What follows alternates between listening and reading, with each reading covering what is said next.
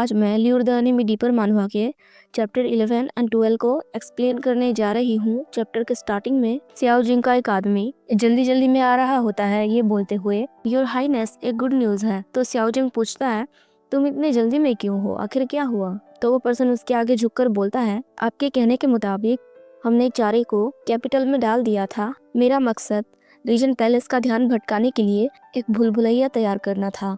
फिर वो हंसते हुए बोलता है पर क्या आप अंदाजा लगा सकते हैं कि क्या हुआ? रीजन प्रिंस खुद इसे कंफर्म करना चाहते थे, जिसके लिए वो बहुत बेताब थे। इसलिए वो वहाँ चले गए और हमने उन्हें पकड़ लिया। और अब जब हमने उन्हें जिंदा पकड़ लिया है तो आगे हम क्या करें? मैं आपके आदेश का इंतजार कर रहा हूँ। तो यहाँ हमें समझ आता है शायद उन्होंने चारा के तौर पे सियाओ जैसे दिखने वाले किसी पर्सन को वहाँ पे रखा होगा और उसे मीट बन बोल दिया होगा। इसलिए यूसी उसे खुद कंफर्म करने के लिए बेताब था कि क्या वो सच में मीट बन ही है। ये चेक करने के लिए वो वहाँ गया और उसे पकड़ लिया गया। खैर ये तो बस मेरा एक अंदाजा है, वो चारा क्या है ये तो मुझे भी नहीं पता। तो उस पर्सन की बातें सुनकर वो मुंह बनाकर सोचता है क्या किसी गुंडे को चाकू मारना वाकई सही होगा। फिर हमें बाहर का सीन दिखाया जाता है जहाँ हवाओं में चेरी ब्लॉसम के पत्ते लहराते हुए नीचे गिर रहे थे और सब कुछ बहुत ही सुंदर लग रहा था। बाहर सियाओ जिंग अपने भाई के साथ टहल रहा था। वो अपने भैया से बोलता है कि आज रीजन प्रिंस दरबार में नहीं आए और उनके पीछे पीछे उनके भैया के आदमी चल रहे थे। तो उसका भाई बोलता है ये कोई बड़ी बात नहीं है, चाहे वो दरबार में आए या ना आए। दरबार के अधिकारियों की ओर से जो भी ऑफिशियल मामले होते हैं या काम होते हैं वो सबसे पहले उसके देखरेख के लिए उसके पास भेजा जाता है और दरबार में क्या चल रहा है इसका भी उसे सब कुछ पता होता है। ये सुनकर सियाओ जिंग सीरियस होकर सोचता है पहले ऐसा कुछ होना कोई बड़ी बात नहीं थी, पर अब ये बहुत बड़ी बात है। तभी उसके भैया फिर बोलते हैं हालांकि तुमने उससे छुटकारा दिलाने का वादा किया था, लेकिन इस मामले को अभी भी धीरे धीरे ही निपटाना चाहिए। खुद पर ज्यादा जोर मत डालो। तुम अभी अभी कैपिटल में वापस आए हो और तुम्हें चीजों के बारे में अच्छे से नहीं पता है। अगर तुम्हें और आदमियों की जरूरत है। वो ऐसा ही कुछ बोल रहे थे। सियाओ जिंग फिर सोचता है मेरे भैया अभी भी मेरी बहुत ज्यादा फिक्र कर रहे हैं, जबकि उनके हालात दिन ब दिन और बिगड़ते जा रहे हैं। तो ऐसे में मैं और वक्त कैसे लगा सकता हूँ? वहीं पर दो लड़कियां खड़ी थी। एक लड़की दूसरी लड़की से बोलती है मैंने सोचा क्योंकि पिछले 2 दिनों से रीजन प्रिंस महल में नहीं आए थे, इसलिए महारानी को कुछ टाइम के लिए शांति और सुकून मिल सकेगा। सियाओ जिंग अपने ख्याल से बाहर आता है और इन दोनों की बातें वो दोनों भाई सुनने लगते हैं। वो लड़की फिर बोलती है मुझे कल इसकी उम्मीद नहीं थी। रीजन प्रिंस ने महारानी को एक लेटर भेजा है। वो लेटर अश्लील कविताओं और गीतों से भरा हुआ था। उसे पढ़ के महारानी को इतना गुस्सा आया कि वो कल रात सो ही नहीं पाई।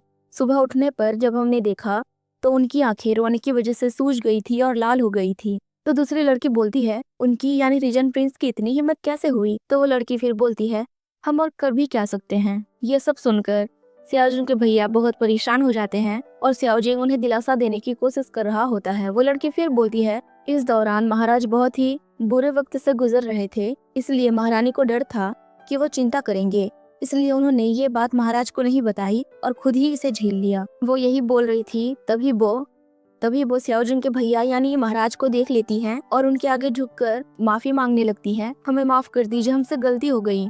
तो सियाओ जिंग के भैया अपना मुंह मोड़ लेते हैं और बोलते हैं शायद मुझे महारानी से मिलने के लिए पैलेस में जाना चाहिए।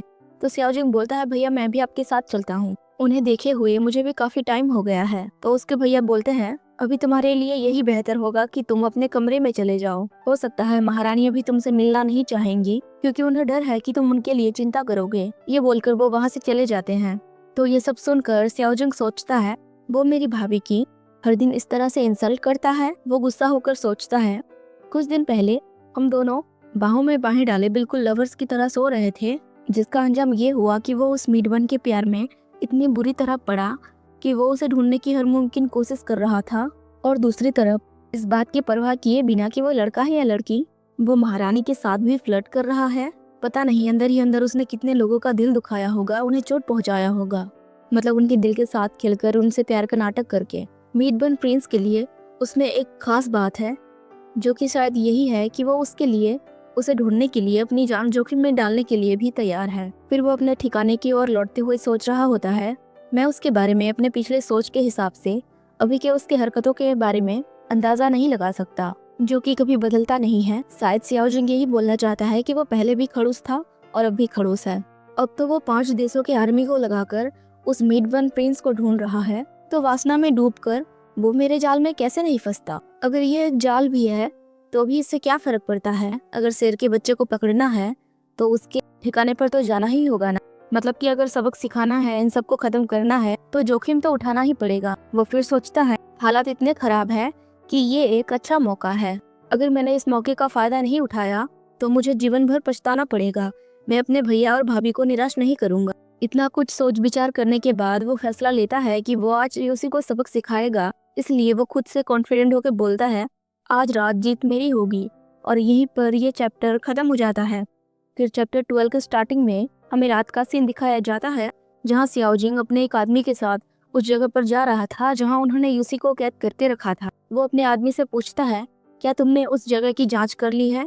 क्या तुम्हें ऐसा कुछ लगता है कि उसे कैद करने के बाद उसके आदमी हमला कर सकते हैं? तो वो पर्सन बोलता है मैंने जांच कर ली है और वहाँ ऐसा कुछ भी नहीं है। सियाओ जिंग अपने आदमी से बोलता है क्या तुम्हें यकीन है कि तुमने उसी को ही पकड़ा है?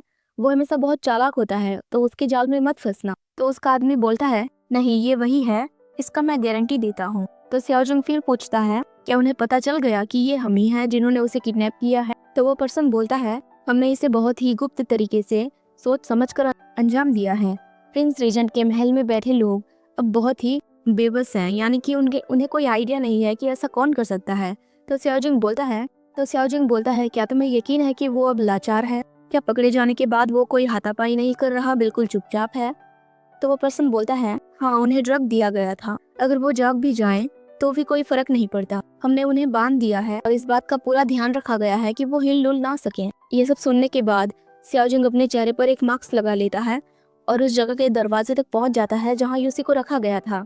वहाँ बाहर एक गेट कीपर इशारा करते हुए बोलता है अब बस आपके अंदर जाने का इंतजार है। और थोड़ी देर बाद सियाओ जिंग जैसे ही दरवाजा खोलता है हमें यूसी को दिखाया जाता है जिसकी आंखें पट्टियों से ढकी हुई थी और उसे बांध दिया गया था, पर वो पूरी तरह होश में था।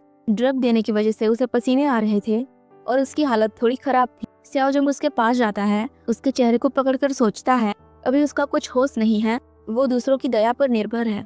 वो दिखने में बिल्कुल कमजोर और बेसहारा लगता है। फिर वो उसके चिन को पकड़कर सोचता है उसे इस तरह देखना बहुत ही एक्साइटिंग है।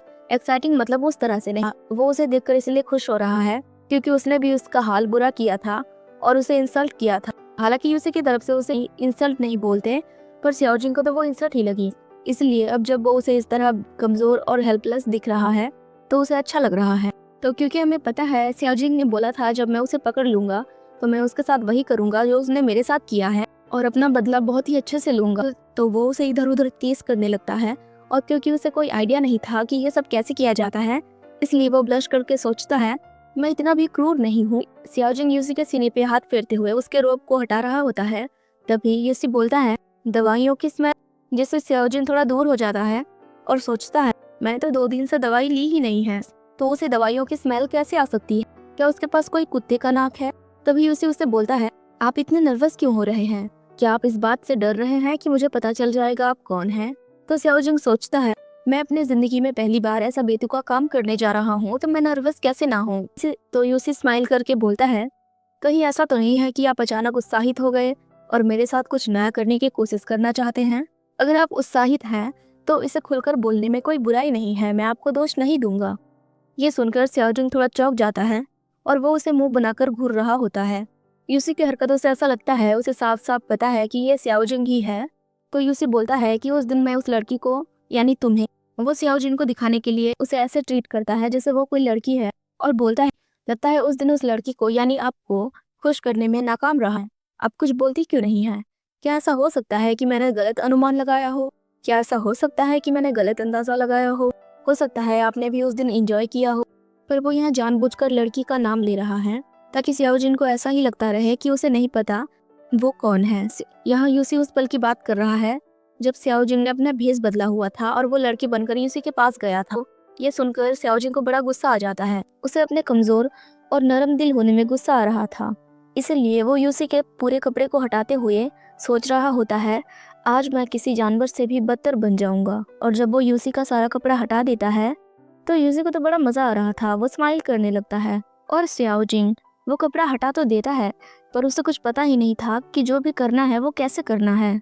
बेचारा बहुत मासूम था, उसे तो पता ही नहीं कि ये सब कैसे किया जाता है। वो सोचता है काश मैंने उस रात थोड़ा और सीख लिया होता। वो हिचकिचा रहा होता है कि वो कहाँ हाथ ले जाए, वो उसे कहाँ छुए या इसके बाद क्या करे। इसलिए वो कभी उसके गले को छू रहा था, कभी उसके सीने पे हाथ ले जा रहा था, कभी उसके चेहरे को पकड़ रहा था। तो उसे इस तरह उलझन में देखकर यूसी बोलता है, क्या आप चाहते हैं कि मैं आपको सिखाऊं ये कैसे किया जाता है? तो स्याओजिंग बोलता है, हाँ, मैं इसे मना कैसे कर सकता हूँ। अगर आज तुम मुझे दया की थोड़ी भीख मांगो तो हो सकता है मैं तुम्हें जेंटली ट्रीट करूँ। तो उसकी बातें सुनकर यूसी बेचारा रिलैक्स होकर चुपचाप लेटा हुआ था और हंसते हुए बोलता है, अच्छा, जबकि आपको कुछ आता ही नहीं है। तो उसकी बातें सुनकर स्याओजिंग गुस्सा होकर सोचता है, आखिर वो मेरी इतनी इंसल्ट कैसे कर सकता है, जैसे वो मुझे नीचा दिखा रहा हो। फिर वो उससे बोलता है, बस तुम इंतजार करो और देखो, मैं तुम्हें एक पल में रुला दूंगा। और यहीं पर ये चैप्टर खत्म हो जाता है। प्लीज वीडियो को लाइक और चैनल को सब्सक्राइब करना ना भूलें। और आपको ये चैप्टर कैसी लगी मुझे कमेंट करके जरूर बताएं। Thanks for watching, take care, bye bye.